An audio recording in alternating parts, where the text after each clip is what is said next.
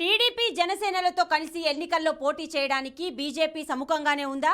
పొత్తులపై కాషాయ పార్టీ నేతల వాయిస్ మారుతోందా అంటే అవుననే సమాధానం వస్తుంది. సోము వీర్రాజు ఏపీ బీజేపీ అధ్యక్షుడిగా ఉన్నప్పుడు టీడీపీతో టచ్ మీ నాట్ అన్నట్లు వ్యవహరించారు. జనసేన ఒక్కటే తమ మిత్రపక్షమని పదే పదే ప్రకటనలు చేశారు. అయితే పురంధేశ్వరి రాష్ట్ర అధ్యక్షురాలు అయ్యాక సీన్ క్రమక్రమంగా మారుతున్నట్లు కనిపిస్తోంది. గతంలోలా కాకుండా పొత్తులపై అధినాయకత్వంతో చర్చించుకోవాలంటున్న రాష్ట్ర బీజేపీ నేతలు. మరి ఆ పొత్తుల లెక్కలపై ఎప్పుడు క్లారిటీ వస్తుందో కానీ సీట్ల పంపకాలపై అప్పుడే లెక్కలు మొదలైపోవడం విశేషం.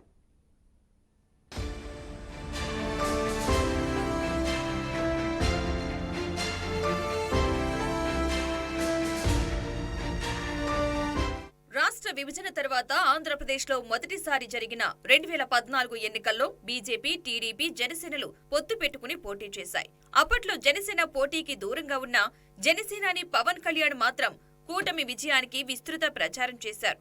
అటు కేంద్రంలో, ఇటు రాష్ట్రంలో ఆ కూటమి విజయం సాధించడంతో టీడీపీ, బీజేపీలు ప్రభుత్వాల్లో కూడా భాగస్వాములయ్యాయి.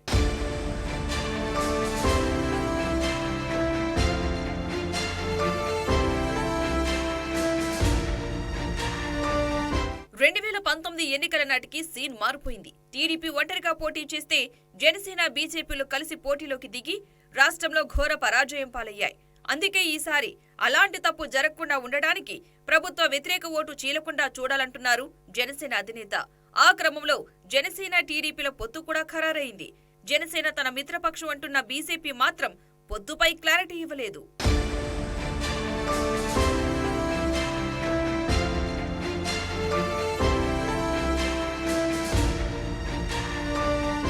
ఇప్పటికే టీడీపీ, జనసేన పొత్తులు ఖరారు చేసుకుని 2024 ఎన్నికల్లో బీజేపీ కూడా కలిసి వస్తుందన్న నమ్మకంతో ఉన్నాయి.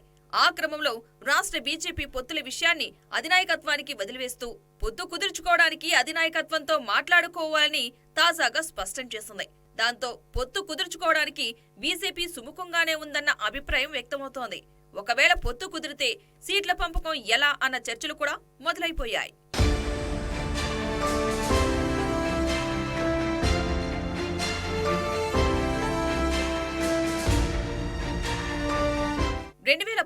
అయితే టీడీపీ, బీజేపీలు మాత్రమే సీట్లు పంచుకున్నాయి. ఈసారి జనసేన కూడా పోటీలో ఉండటంతో ఎవరు ఎన్ని సీట్లు పోటీ చేయాలన్న చర్చ మొదలైంది. పొత్తులో భాగంగా ఇప్పటికే జనసేనకు 25 అసెంబ్లీ స్థానాలు, 4 పార్లమెంటు స్థానాలు ఇవ్వాలని టీడీపీ భావిస్తోంది. అయితే జనసేన 35 అసెంబ్లీ స్థానాలు, 10 పార్లమెంటు స్థానాలు ఇవ్వాలని డిమాండ్ చేస్తున్నప్పటికీ టీడీపీ ఇస్తానంటున్న సంఖ్యకే పరిమితమయ్యే పరిస్థితి కనిపిస్తోంది. ఇక పొత్తుపై క్లారిటీ వస్తే బీజేపీ 12 అసెంబ్లీ స్థానాలు, 6 పార్లమెంటు స్థానాలు అడగాలని భావిస్తోందట.